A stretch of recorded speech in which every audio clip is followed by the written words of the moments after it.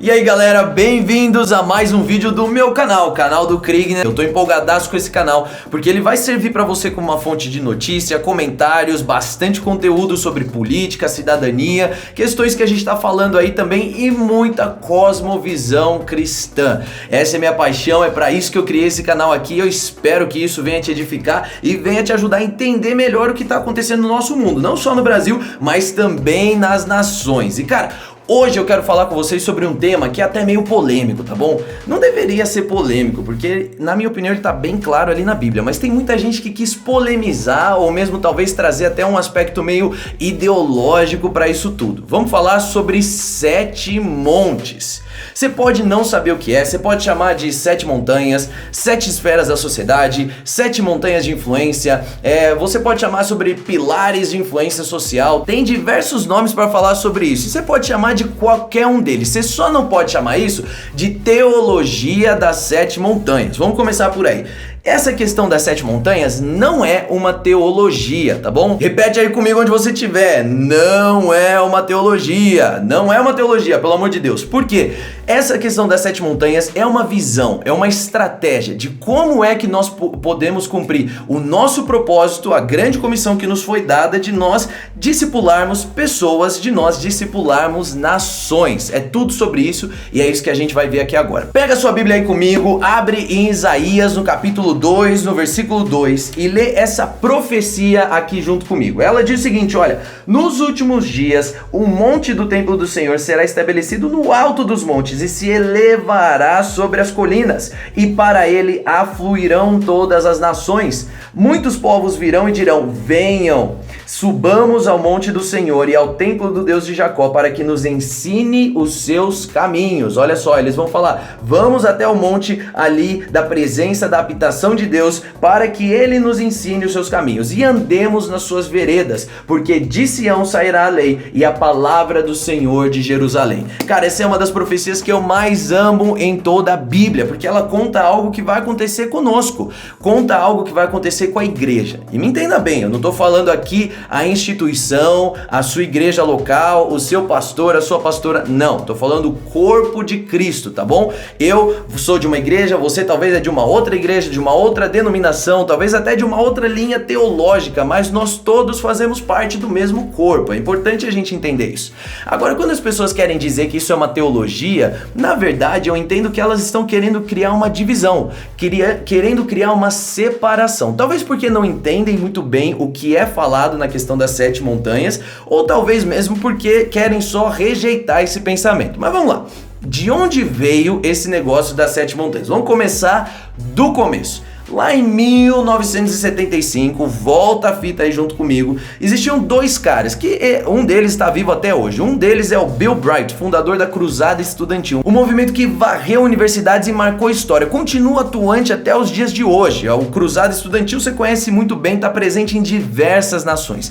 E nessa mesma conversa, junto com o Bill Bright, estava ali também o Loren Cunningham, que foi o fundador e lidera até os dias de hoje os Jovens com uma Missão, o Jocum ou YWAM, que você conhece aí também como a maior missão preparadora de missionários, que mais envia missionários por todo o mundo. Cara, é incrível o trabalho que eles fazem, e esses 2 homens de Deus, um dia em 1975, se reuniram para poder compartilhar uma visão que eles tinham entendido que haviam recebido de Deus, uma visão sobre como influenciar sociedades e como discipular nações. Olha só o propósito disso tudo. Não era a respeito de um partido político, não era a respeito de uma ideologia, não era a respeito de um movimento XYZ, era na verdade como influenciar nações. E chegando, eles sentaram na mesa, e aqui já vai minha cabeça meio que fluindo aí, elaborando os pensamentos. Mas vamos lá, eles chegaram, sentaram na mesa e começaram a compartilhar. E a história diz então que eles compartilharam a mesma coisa um para o outro. Ou seja, Deus havia dado uma visão específica para cada um dos 2, e quando eles sentaram para conversar, eles viram que era a mesma visão. E que visão era essa? De que a sociedade estava organizada em 7 pilares fundamentais, 7 áreas, que são também chamadas de montes, montanhas ou mesmo esferas. Eu prefiro falar esferas e já vou dizer o porquê. Mas ele está falando ali sobre 7 áreas. 7 áreas são as áreas principais para se influenciar cultura. Então ele está falando sobre essas 7 áreas principais para você poder transformar o pensamento.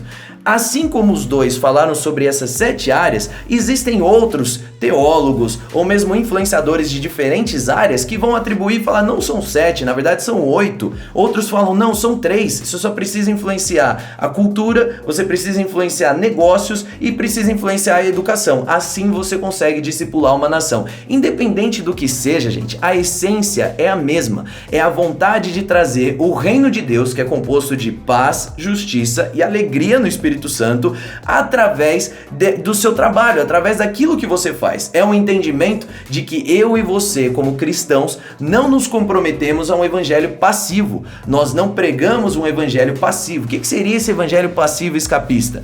Eu aceitei Jesus, eu garanti a minha entrada lá no paraíso, agora tudo que eu preciso fazer é me trancar aqui na minha casinha para que eu não venha pecar, para que eu não venha ofender o coração de Deus, e aí um dia Jesus vai voltar e vai me levar para os céus. Esse é o evangelho escapista. É o pensamento de que, ufa, garanti minha entrada no céu, agora o que eu preciso fazer é não perdê-la. Para de pensar dessa forma, porque não foi isso que Jesus falou pra gente. Na verdade, lá em 2 Coríntios, no capítulo 5, a gente vê Paulo recomendando uma coisa. Ele diz o seguinte, olha, entendam de uma vez por todas.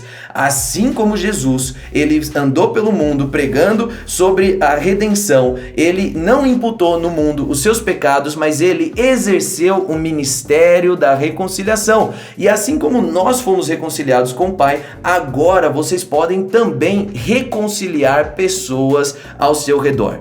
Então, quando a gente está falando de 7 montanhas, nós estamos falando da reconciliação de pessoas que estão localizadas, estão atuantes, estão envolvidas em diferentes áreas que não somente a igreja. A reconciliação é a palavra-chave daquilo que a gente está falando aqui.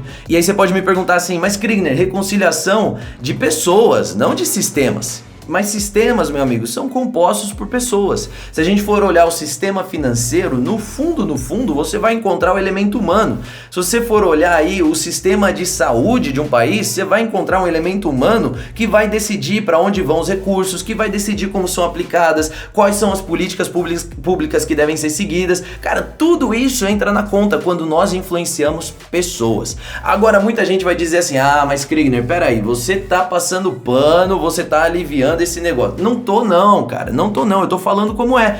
Vai ler o livro ali, O Renascimento das 7 Montanhas, escrito pelo Johnny Enlow, que é um dos caras que levanta essa pauta. Vai ouvir o que o Lance Wallnau, que também é um cara aí que tem andado pelas nações e pregado sobre a influência nas 7 esferas, 7 montanhas, vai ouvir o que ele tem para dizer. Eles afastam, eles rejeitam completamente a ideia de domínio. Então vamos falar um pouquinho sobre isso aqui também. E essa foi nossa parte 1 sobre 7 montanhas. Ó, não se esquece de seguir aqui o canal, de ativar as notificações e compartilhar com seus amigos. Vamos pra cima.